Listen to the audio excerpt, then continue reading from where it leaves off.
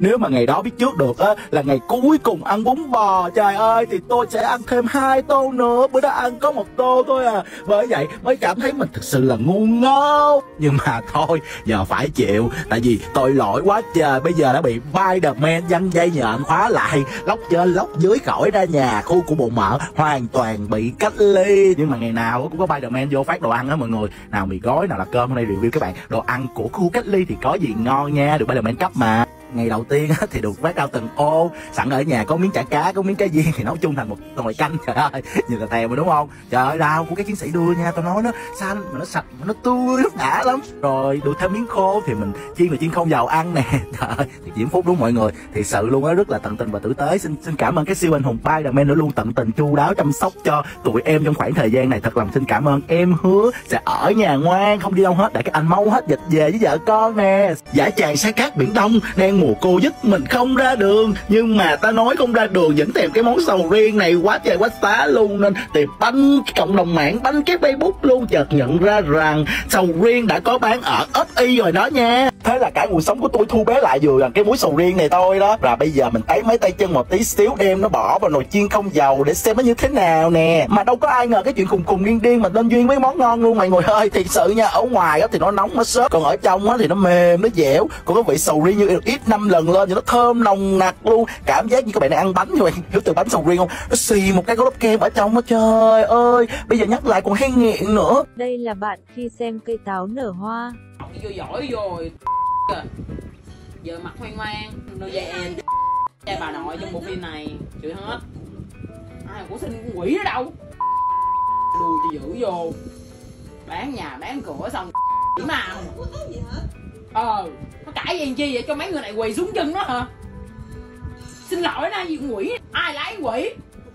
Bội gì đâu á.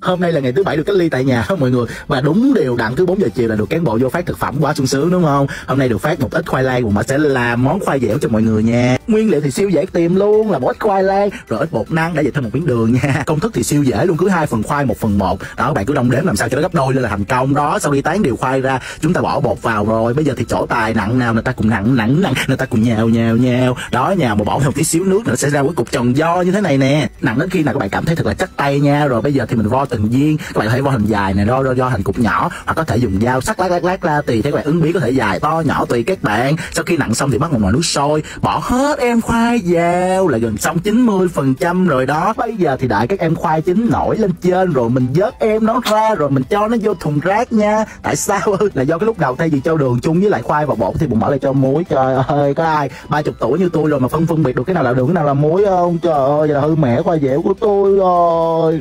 Hôm nay bụng mở nhận được một món quà hơi bị ý nghĩa luôn á mọi người. Đó là một bịch cá khô từ đoàn trường tiểu học trung học cơ sở Lý Tự Trọng Mút ngoài Quảng Trị luôn, với nội dung là ủng hộ nhân dân quận 3 vượt qua đại dịch Covid. Trời ơi, thiệt sự tôi chưa bao giờ thấy một bịch cá khô nào mà nó ngon, mà nó ấm lòng, mà nó cao cả thiệt luôn á. Mút ở ngoài Quảng Trị thật sự mà nói là vui lắm. Mà cho bụng mở đại diện nhân dân quận 3 nè, và bụng mở thật sự muốn gửi một lời cảm ơn tới các bạn ở Quảng Trị, các cô các dì, chân thành cảm ơn các bạn nhiều lắm. Mà sẵn gửi đến cái cô mà nói Sài Gòn ăn bám cả nước á, mấy bạn biết không, khi mà cầm bịch khô này nặng lòng đó, mà cảm thấy nó vui mà nó ứa nước mắt các bạn. Bụng mở vui á, vì biết được á là dân tộc ta, đất nước ta vẫn chung một lòng, đùm bọc lẫn nhau, yêu thương nhau, giúp đỡ nhau, hướng về tâm dịch để cùng nhau vượt qua. Nhưng mà buồn á, vì một số lợi dụng những cái hình ảnh đẹp đó đem đi phát ngôn xuyên tạc.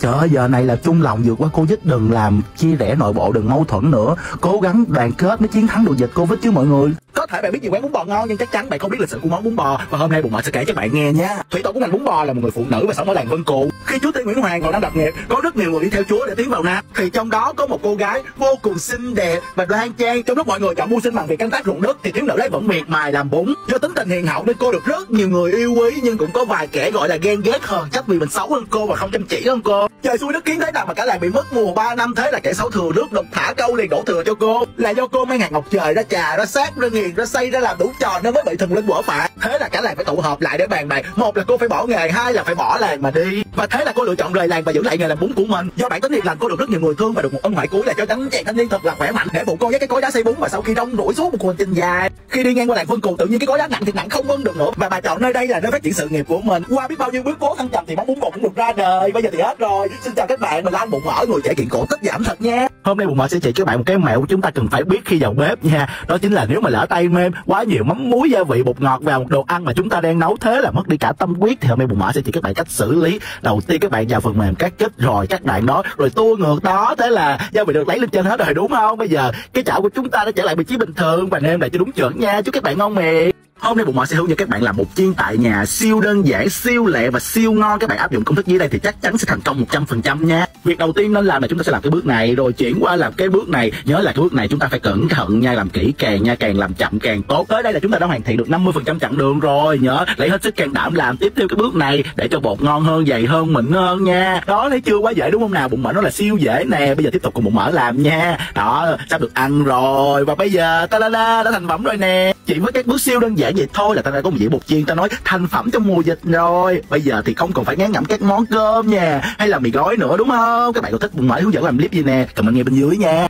Lại là bột chiên làm tại nhà nhưng lần này là phiên bản mix lên một tí xíu bột chiên trứng ốp la với phô mai. Liệu các bạn có thích không nè? Đầu tiên là ngâm gạo qua đêm cho gạo nở đều ra. Tiếp theo là bỏ vào máy xay với công thức là 1 chén gạo là 1,5 chén nước. Rồi đem em nó ra lọc cho bớt cặn nè. Rồi cho lên bếp và khuấy đều, khuấy đến khi nào kẹo đó, bạn thấy kẹo chưa? Rồi đổ vào khuôn bắt đầu hấp trong vòng 2 tiếng. Hấp càng lâu bánh càng chín nha. Để em nó được ra đẹp giống như Bụng Mỡ thì bạn bỏ vào tủ lạnh khoảng 3-4 tiếng là khuôn nó sẽ đẹp như vậy thôi. Bây giờ lấy bột chiên vào chiên đều một là nó sẽ vàng ươm như vậy thôi nè. Còn muốn mix lạ hơn thì đừng có khuấy trứng lên, mà sau khi chiên bột đều đó chúng ta đặt thẳng ốp la lên cho tí xíu phô mai vào. Đó, bây giờ thì có món bột chiên kéo sợi dai ấy là dai, ăn nó ngon hơn, nó đặc biệt hơn và nó lạ miệng hơn, thích thú hơn đúng không? Rồi đây là tất cả các công thức làm bột chiên của Bụng Mỡ đó. Đã chỉ tận tâm, các bạn chỉ có bắt đầu làm thôi, còn không biết mua đồ ở đâu hả? Thì vào ngay nào có chiên mục nào phết, mua cỡ nào cũng xếp hết, các bạn không cần sợ đói hay sợ thiếu đồ ăn đâu. Sống ở Sài Gòn 30 năm có thể bạn chưa biết điều này. Trời mọi người ơi, lần đầu tôi mới biết là ở sâu thật sâu trong quận Gò Vấp có một cái chùa gọi là chùa Miếu Nổi, phải đi đò qua đó mọi người ơi. Trời ơi, đi đò khoảng gần 3 phút mà cái chùa thì nó bự mà nó đẹp, muốn vào muốn ra chùa cũng phải đi đò cho ngoài tách biệt hoàn toàn với thế giới ồn ào bên ngoài. Các bạn mà đang buồn không biết đi đâu hay muốn cần một nơi tĩnh tâm thì có thể ghé vào đây nha. Không dây điện ngắn, cảnh vật thì bao la, sông nước hữu tình, đặc biệt luôn. Các bạn muốn làm phóng sanh thì ở đây có sẵn cá nè, rồi chim nè, thoải mái tha hồ cho các bạn phóng sinh luôn, làm việc tốt. Mà thật sự mà nói nha, bây giờ dịch đó chứ mà hết giờ tôi sẽ đi cái chùa này liền để xin cho cả Sài Gòn này, cả nước Việt Nam này, cả thế giới này bình an. Còn điều cuối cùng này thương lắm là mới tiết lộ nha, nghe đồn nó nhỏ thôi, cái đồn là chỗ này á coi bói siêu hay luôn, siêu đúng luôn á. Bạn nào đang cần tâm linh cái gì đó thì ghé nha, nó nhỏ đó, nó nhỏ xíu thôi nha. Nếu bạn là người Việt Nam thì chưa chắc gì bạn biết hết tên bánh của các loại bánh này. Cũng mà sẽ show cho các bạn một số loại bánh như sau nha. Đầu tiên là một chiếc bánh hình tam giác gói lá chuối bên ngoài, bên trong là nhân đậu xanh hoặc là nhân dừa. Tiếp đến như là một chiếc bánh chưng siêu mini luôn, vẫn là nếp gói lá chuối và làm lớp đậu xanh. Còn đây là chiếc bánh siêu to khổng lồ và ở trong vẫn là đậu xanh, vẫn là nếp nhưng mà vẫn được gói hình kim tự tháp, đặc biệt lại có thêm một ít trứng muối nữa. Đây có cục mỡ nhìn thích ghê. Còn bánh này mới đẳng cấp nè mọi người. Biết bánh gì không? Bánh dừa á. Nhưng mà mọi người cho mình hỏi tại sao bánh dừa mà lại là nhân chuối, mà còn bánh chuối thì lại có nhân dừa. Thì tóm lại bánh này mọi người biết bao nhiêu loại bánh thì comment nghe bên dưới nha. Bữa giờ các bạn ở nhà chắc làm bạn với Netflix nhiều lắm rồi đúng không? Nhưng mà coi phim thì không thể thiếu bắp rang bơ, thì hôm nay Bụng Mỡ sẽ chỉ các bạn làm bắp rang bơ theo chuẩn của CGV luôn nha. Đầu tiên các bạn lấy một cái nồi nào mà không dính á, rồi xong cho một miếng bơ vào quệt đều cho bơ tan chảy ra, rồi không cho hết bắp vào nha, mà cho vài hạt thôi để chúng ta kiểm tra xem cái chảo đủ nóng để làm bắp rang bơ được chưa. Sau khi thấy em nó bung thì cho tất cả các phần bắp còn lại. Lúc này nha các bạn nào muốn ăn ngọt á thì bỏ đường thêm nhiều vô nè. Rồi bây giờ đậy nắp lại và đợi em nó nổ hết cái phần bắp mình cho vào, đến khi nào mà các bạn không còn nghe tiếng lắp bắp nữa bắt đầu mở bếp ra. Rồi đây là bí kíp của CGV đây, bột phô mai chân chuyền, công thức từ một bạn ở xứ cà phê tiết lộ cho Bụng Mỡ đó. Đó, các bạn đổ vào lắc đều lên, thế là có bắp phô mai chuẩn xơi cà phê, vừa coi phim vừa ăn bắp quá đã, một combo thần thánh cho mùa dịch này ở nhà đúng không nè? Bụng Mỡ em đố anh, con gì dài nhất? Con đường. Ghê ta, trả lời được luôn. Vậy câu thứ hai, xe gì nhẹ nhất? Xe hơi. Câu này mà anh trả lời đúng nữa là em dắt anh đi ăn phở luôn. Dây gì ngon và dài nhất?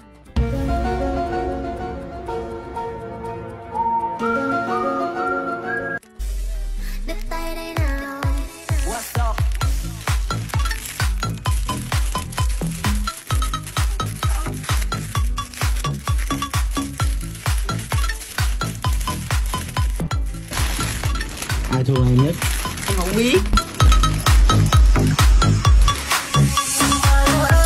Ủa anh đi đâu à? Đi xin ăn hàng xóm.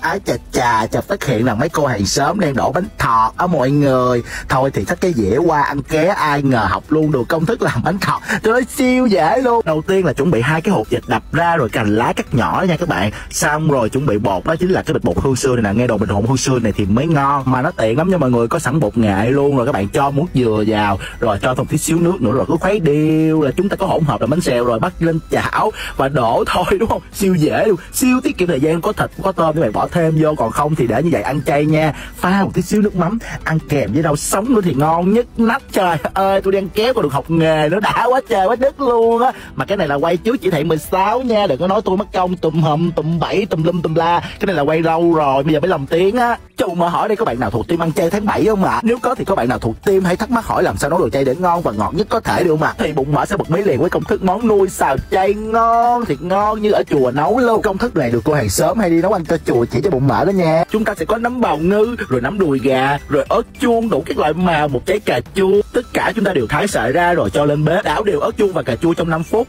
rồi cho phần nấm vào, đảo thêm một lần nữa. Và đây là công thức bí mật nè, là hạt nêm, tôi nói đỉnh của đỉnh là hạt nêm Azi ngon nấm sen, bừng vị nấm, bùi vị sen. Rồi công thức bí mật số 2 là nêm 2 muỗng nước tương Phú Sĩ vào. Lúc này ta đã có sương sương một cái nồi nuôi xào hoàn chỉnh rồi, ta nói ngọt mà nhất cái nó lắm luôn á bà con cô bác ơi. Tự tin nêm nếm luôn nha, thiệt luôn á. Từ khi biết được cái hạt nêm này là Bụng Mỡ lúc nào cũng tự tin nấu các món chay, không có sợ không ngon luôn. Để có màu nuôi đẹp hơn thì chúng ta cho một tí xíu tương ớt và tương cà vô. Thế là bỏ đậu hũ lên rồi gắp ra dĩa rồi rùng thôi. Mà cái hạt nêm này nấu được cái món mặn luôn nha, quá tiện dụng đúng không bà con?